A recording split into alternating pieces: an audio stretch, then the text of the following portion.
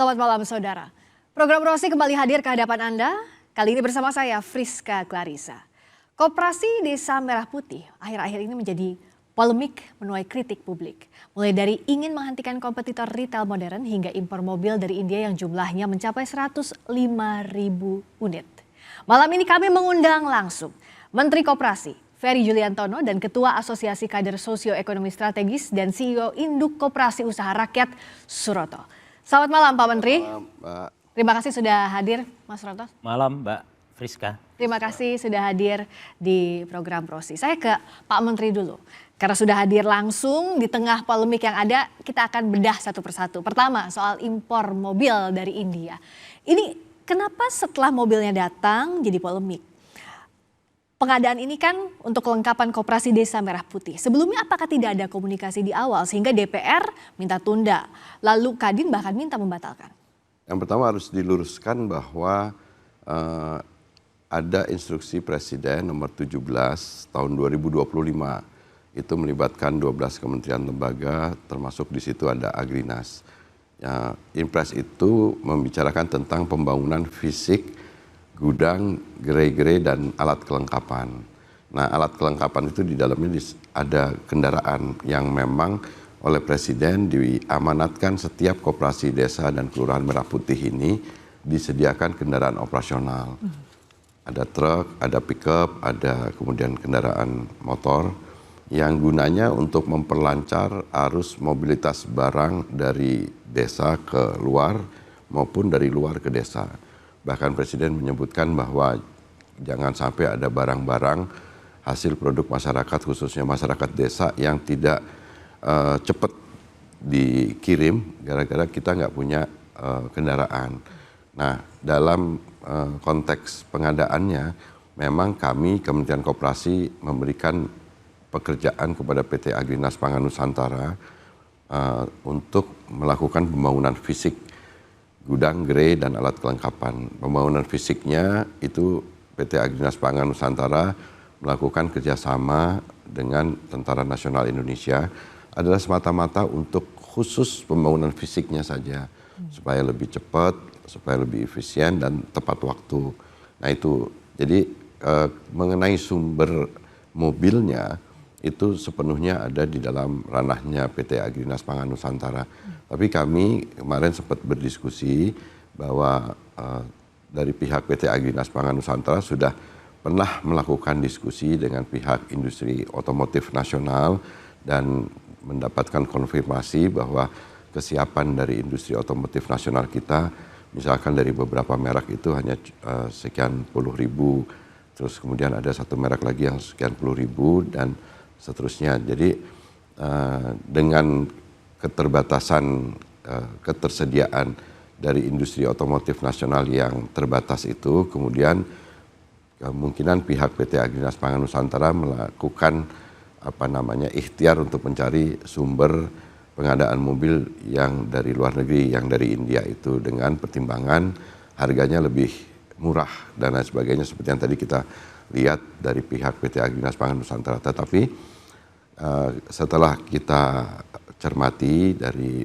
masukan dari berbagai pihak di dalam negeri, dari pihak Kadin, dari pihak industri otomotif nasional, bahkan tadi sore pun saya juga bertemu dengan pimpinan Serikat Buruh Pekerja Logam, Elektronik, dan Mesin pun juga mereka menyampaikan untuk dipertimbangkan tentang pengadaan mobil ini juga bisa mengakomodir industri otomotif nasional semata-mata. Tidak hanya soal sekedar lebih murah, tapi juga untuk tetap mempertahankan atau justru bahkan kita bisa mengembangkan industri otomotif nasional kita. Industrinya plus juga dengan buruh dan pekerjanya juga. Saya rasa itu akan kita sampaikan dan saya menyampaikan keputusan dari Pak Sufmi Dasko Ahmad sebagai pimpinan DPR RI yang minta penundaan itu kita apresiasi dan merupakan langkah yang tepat untuk tidak kemudian menimbulkan kontroversi yang lebih jauh lagi, dan nanti pada saatnya kita akan bisa duduk bareng untuk bisa mencarikan solusi yang terbaik. Di satu sisi kendaraan ini memang seperti semangatnya Pak Presiden setiap koperasi desa kelurahan Merah Putih ada kendaraannya. Memang dibutuhkan. Memang dibutuhkan. Sejumlah itu 105.000 unit. Kan kalau 80.000 asumsinya itu kalau ada truk, ada pickup itu kan berarti ada 2 tuh. Berarti kan ada 160 ribuan. Nah, tetapi kan itu bisa dibicarakan kembali. Nah, saya rasa penting untuk didengarkan aspirasi dari dalam negeri untuk kepentingan dalam negeri gitu. Nah, dalam kondisi seperti ini, kalau Mas Roto lihat missing link-nya di mana ya? Karena polemik ini muncul setelah pengadaannya dilakukan. Iya, jadi menurut saya yang paling penting itu adalah manfaatnya untuk rakyat. Saya kan menyuarakan aspirasi rakyat ini kan. Saya sebagai pelaku koperasi. Jadi apa yang terbaik untuk rakyat itu menurut saya yang harus jadi bahan pertimbangan. Kalau tadi ada faktor pertimbangan cost gitu kan, artinya pembiayaan untuk kendaraan ini, itu saya melihatnya kalau import itu import barang modal, ini kan barang modal untuk menurunkan ongkos logistik kita yang penting ya. Dan saya membaca itu kan ini speknya juga itu tenaga penggerak 4x4. Itu kalau kita cek, itu sebetulnya kalau 4x4 itu semua import. Jadi konten import itu menurut saya kerjasama dengan India misalnya, itu juga ada nilai strategisnya. Kenapa nilai strategisnya itu adalah bahwa selama ini kita kan ketergantungan sama merek-merek dari Jepang. Kita sudah merdeka dari Jepang, tapi kita dijajah terus sama Jepang ini kan. Ini yang harus kita lihat juga ada faktor yang positif. Tapi impor barang modal ini kan untuk mendukung kedaulatan pangan yang menjadi cita-cita Pak Menteri, Pak Presiden. Prabowo. Dan saya kira ini harus kita lihat nilai positifnya bahwa impor barang modal ini adalah untuk meningkatkan kedaulatan pangan tadi. Nah, dalam konteks ini itu kan menurunkan ongkos logistik kan gitu. Karena apa? Dengan adanya pilihan produk yang terbaik untuk bisa memanuver kegiatan-kegiatan yang ada di tempat-tempat yang struggle seperti di desa-desa yang sulit sekali kita lihat medannya, dengan tenaga penggerak 4x4 ini juga menjadi bahan pertimbangan, saya kira itu ya. Yang penting adalah manfaat yang terbaik untuk rakyat. Kalau misalnya dibelikan yang harganya mahal terus kemudian Pak Menteri nggak ngasih jatah, nanti juga ribut juga yang lain-lain kan gitu. Karena memang jumlah anggaran yang disediakan itu kan rata-rata 3 miliar per koperasi desa. Itu terdiri dari bangunan fisik plus kelengkapan jadi fasilitas mechanical electricalnya, kemudian kelengkapan gudang gerai itu termasuk dengan rak-rak dan lain sebagainya, termasuk dengan mobilnya. Jadi memang ada keterbatasan dari sisi itunya. Jadi memang tadi yang seperti yang disampaikan oleh Pak Suroto tadi, bahwa memang Presiden ingin di setiap desa, kelurahan, apalagi desa-desa kita kan tipologinya juga banyak yang memang perlu kendaraan yang memadai, yang memungkinkan arus barang, mobilitas barang dari desa keluar maupun dari luar ke desa itu yang digunakan oleh koperasi desa itu bisa terfasilitasi dengan baik. Pak Menteri, kalau itu kan memang butuh mobilitas sampai ke desa-desa, daerah-daerah yang memang butuh kendaraan dengan spek demikian. Tapi sekarang dalam kondisinya mau itu dibatalkan ataupun ditunda sekalipun tidak semudah itu. Beberapa hari lalu saya wawancara langsung juga dengan Direktur Utama Agrinas bahwa sudah ada mobil yang datang ke sini dan pengadaannya sudah dilakukan secara bertahap. Nah, apa yang harus dilakukan? Karena memang gini juga Mbak Friska, jadi sekarang yang sudah, ini sekalian lapor aja update, yang sudah 100% selesai bangunan fisiknya itu udah 1000-an. Jadi memang harus dilengkapi dengan kendaraan itu, karena itu menjadi haknya desa kan. Kan ini bukan milik Kementerian Koperasi, bukan miliknya pemerintah.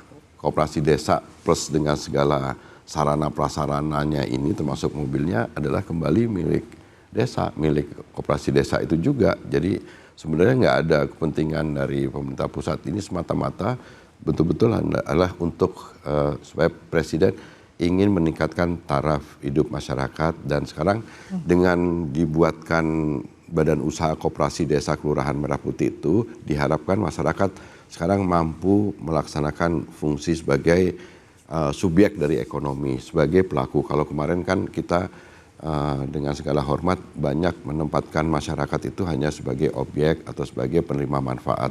Paradigma ini dibalik oleh Presiden, dan ini luar biasa sekali terobosannya. Nah, dibukakan badan usaha koperasi desa dengan segala bangunan fisiknya, alat kelengkapannya. Tadinya kan waktu kita meresmikan di Bentangan di Klaten, Jawa Tengah, pada saat kita meresmikan 80.000 badan hukum koperasi desa Kelurahan Merah Putih, kita sebenarnya mengharapkan ada inisiatif dari masyarakat. Tapi ternyata kan akhirnya Presiden menyatakan lebih baik naruh barang, kan perlu gerai, naruh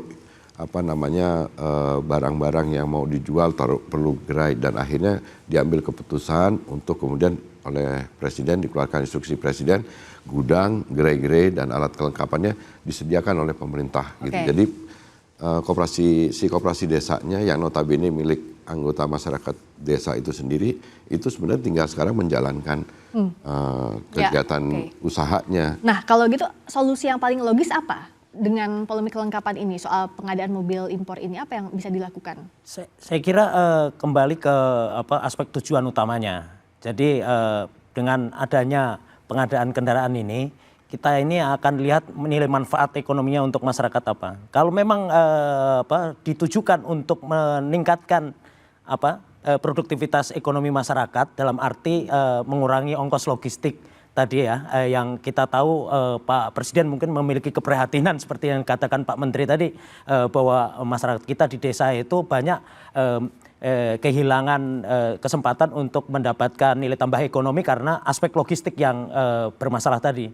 Jadi dan juga saya kira karena uangnya ini kan sebetulnya kan banyak uang nganggur yang ada di bank juga, yang ditransfer ke Bank Himbara itu kan juga dana sal, kalau tidak salah, yang ada cadangan di BI terus kemudian dipindahkan ke bank itu untuk mengakselerasi. Jadi kemampuan untuk mengakselerasi uang ini menurut saya butuh kecepatan, apalagi ini dalam terminologi sekarang ini kan ada aspek geopolitiknya juga. Kalau kita membuka kerjasama dengan India, artinya import barang modal yang kita dapatkan dari mereka dengan adanya pengadaan truk itu juga akan menjalin hubungan baik. Ketika kita surplus pangan nanti atau paling tidak pangan kita menjadi lebih bernilai tambah lebih baik, kita akan bisa mengekspor pangan dan itu juga akan bernilai devisa juga. Itu jadi devisa itu adalah bukan hanya kita lihat masa sekarang ini kita import truk ini atau kendaraan-kendaraan ini, tapi kita juga harus lihat efek jangka panjangnya nanti ke depan gitu. Dan ini nanti akan diputuskan saat Presiden. Ya, saya rasa ini keputusan yang bijaksana. Kita juga tetap harus mendengarkan aspirasi dari kepentingan stakeholder di dalam negeri juga.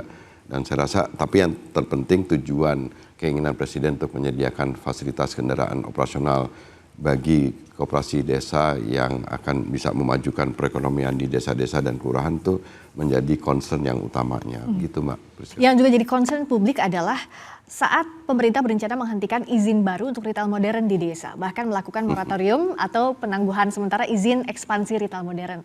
Kenapa yang jadi pertanyaan?